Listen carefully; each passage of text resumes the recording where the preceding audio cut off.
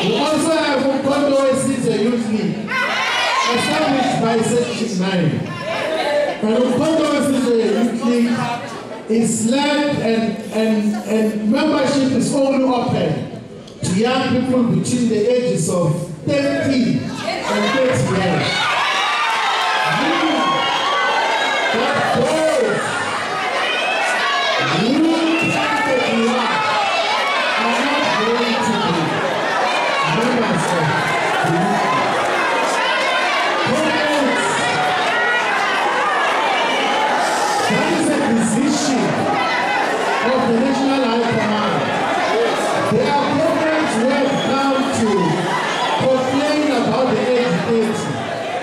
And then we met with them and we explained that majority of people above the age of 30 are already adults with children. So we are looking for young people. We are looking for a 2000 people. We are going to also have the progress is a student movement.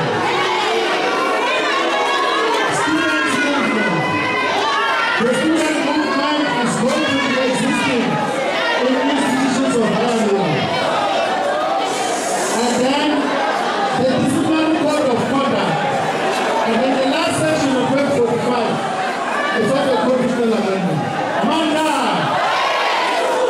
Viva Mkondo is a viva! Viva Mkondo is a women's league, viva! Viva Mkondo is a youth league, viva!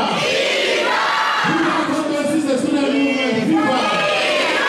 Power to victory forward! Power to victory forward!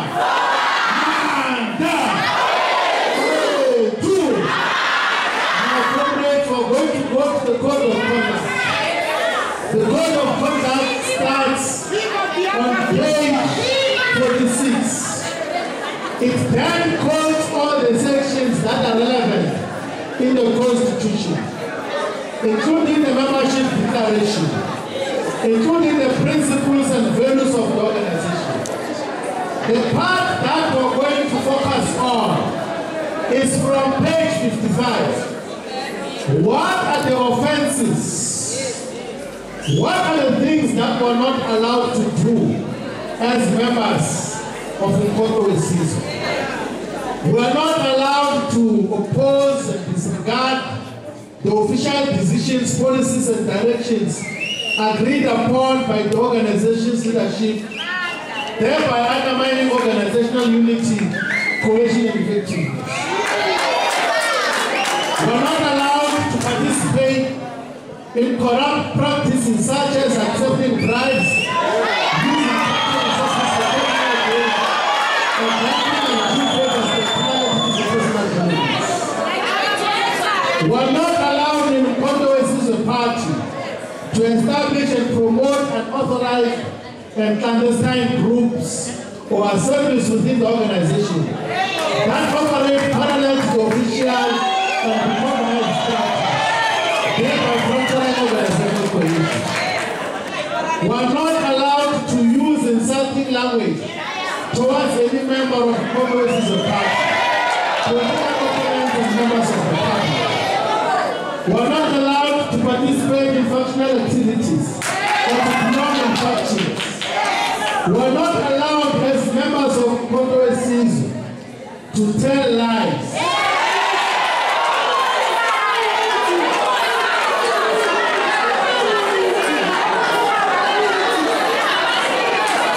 We are not allowed in Mkondo season party to heckle and try to disrupt meetings.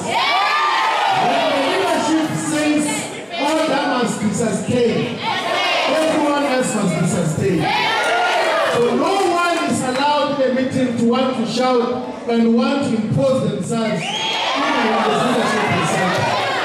It's a matter of discipline in the organization. We are not allowed to possess dangerous weapons in meetings of the organization. And we are not allowed to undertake international trips without authorization of the organization.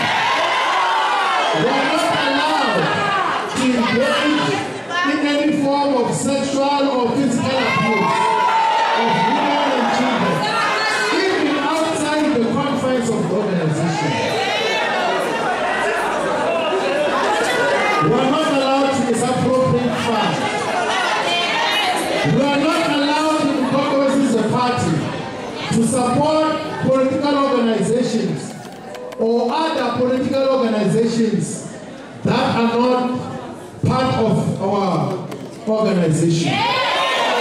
We should always be loyal to the organization.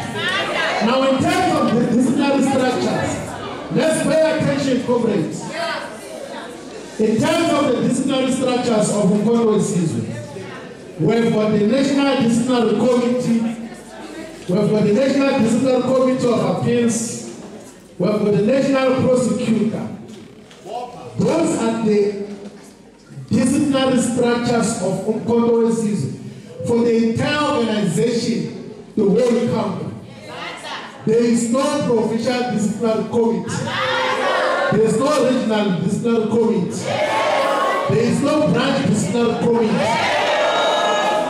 All matters of discipline are going to be handled centrally by the national leadership. When there are violations, all the leadership can do is to record the violations and report such, and then the national leadership will act on that.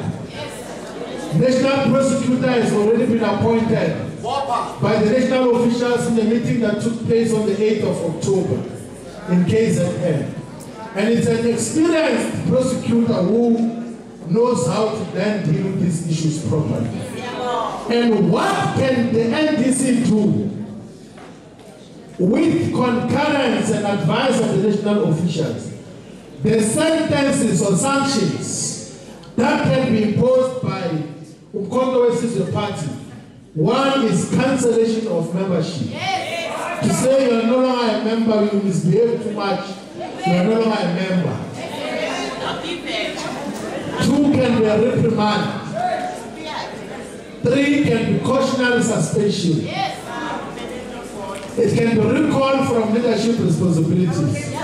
When we say that we do not think you must continue to be a member of parliament or member of the provincial legislature or councillor on behalf of our organization. So it's a disciplinary consequence. It can be a fine where we say, please pay so much money to remedy the sins that we have caused. It can be community service suspension or total expulsion from the organization. And the disciplinary procedure is explained on pages 61 and 62. Which is to say that when members of the MKP commit any of the offences that are outlined and cited in the sections above, any member of the MKP or any detachment established by the Constitution must lodge an official complaint against the member within 15 days of becoming aware of alleged offence. And that the complaints will be lodged in the office of the SG will refer the matter to the national prosecutor.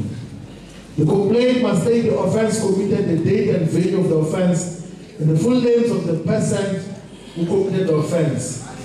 And upon receipt of the complaint, the national prosecutor must determine whether the offence necessitates a disciplinary process, and if so, will write to the member and inform them that they are alleged to have committed an offence and must make representation within 48 hours on why there should not be a disciplinary inquiry against them. If the national prosecutor is of the view that there is necessity of a disciplinary inquiry, he or she must inform the member after consultation with the NDC on the date, time, and venue of the disciplinary inquiry.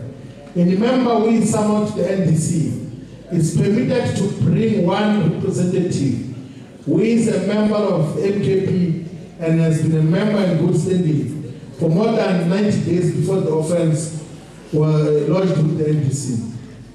Then the National High Command retains the power whenever there is required to amend this code of conduct. But this is how that process is going to unfold.